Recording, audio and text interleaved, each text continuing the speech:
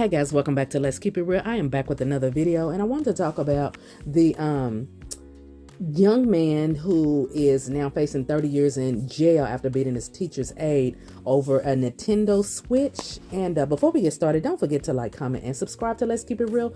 Turn on your post notifications so you know when new videos are coming out. And remember, everything that we discuss is allegedly, and it is strictly for entertainment. And we're going to be reading from an article from Complex, and the article just basically goes on to talk about teen pleads no contest, faces up to 30 years in jail after beating a teacher's aide over Nintendo Switch. I don't even really know what a Nintendo Switch is, and this happened in Florida, and at the time the teen pleaded no contest after being caught beating a teacher's aide unconscious. And they said that after this incident happened, after she was on the floor, he continued to do it over and over and over, up to 15 times in the head, guys. And he was 17 at the time, and now he is 18. So he has been charged as an adult, guys. And the question I want to raise is, considering he has autism, should he be charged as an adult, or should he be facing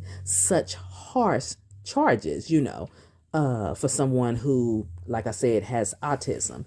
And basically, what I'm hearing is that the paraprofessional, the teacher's aide, she, is not letting up. She wants charges to be pressed on him full force, basically. She's not asking for any leniency. She wants him to be treated as an adult, is what I'm trying to say. And there's been a GoFundMe set up for her. And the last time I heard that there's over $104,000 that has been taken up for her concerning what happened. And yes, this is very sad of what happened to this woman. And, anybody who's worked with autistic children, they can have triggers. And I don't know what triggered him. I don't know what happened. I wasn't there. None of us was there. We don't know the history, the background of any of this. But like I said, the student's name was Brendan Depa, and he entered a open plea on the battery charge during a hearing in Burnell. He's facing a possible maximum sentence of 30 years behind bars, you all. And both DePa's family and his lawyer previously argued that he isn't competent to stand trial, citing that he has autism, you all. And this is just one of those situations that this is definitely going to have to go before a jury, and they're going to have to look at it because, again, and I understand what happened, this is a very tragic event to transpire. And then they're looking at the fact it's going to have to be considered, in the courts, that he does have autism. What I don't even want to say, should we look at how bad his autism is, because again, I can't put my feelings into this. I just have to be objective and look at what I see, considering he has autism.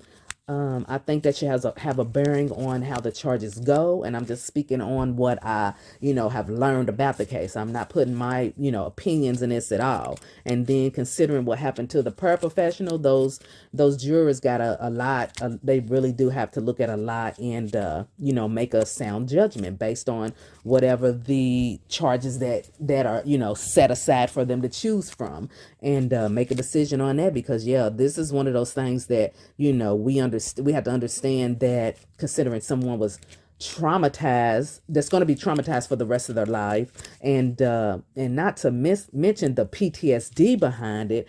And then we also have to look at this student and what's going on with this student. So what do you all think, guys? I would love to hear you all's opinion. Like I said, on this one, for me, in my opinion, I would just have to look at what's being presented before me. I, could not put my feelings in it because, this woman was viciously attacked. And when I saw the video, I was like, oh my goodness, I can't believe she's still here. Again, we don't know the backstory of what happened in the classroom, what had been transpiring in a classroom on a daily basis. We don't know what led up to this incident. So, like I said, this is a decision that definitely has to be, addressed and with the jury, and hopefully it's going to be a diverse jury, y'all know what I mean. Diverse jury. It's going to be fair and everything. It's just plain and simple. But I would love to know what you all think about this whole story, because it's just tragic. It's just tragic. And, if you've worked in a school system before, and you work with special needs students, these students do have triggers, and if you're very familiar with the student, you work with them all the time, you know how to avoid some of those triggers, you know how to work around some of those triggers, and not all the time, is it good to just snatch something from a child or a preteen that, has a disability, because they may not understand it fully. And it's just a lot of things that has to be considered, guys. And this is a very, very, very sticky situation, because, like I said, someone was brutally attacked, and the fact that this young man who is autistic, I don't know to what extent his autism is, meaning how bad it is, his functioning level, and that has to be considered. All of that has to be considered. Is this going to be fair? If he does get sentenced, is it fair to put someone away like that? What are the chances that it could happen again if he, if this behavior isn't addressed?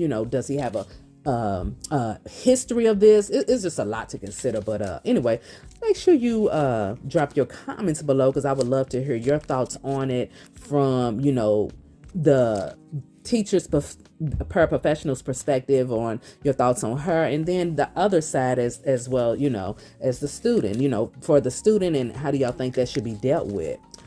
So make sure you comment below, and do not forget to like, comment, and subscribe to Let's Keep It Real, because I'm on the road to 5K. And child, this has been real. It's a lot, and it's just one of the things where I would not want to be in that situation to try to make a judgment. I really wouldn't, honestly. But I'll be back soon with another video.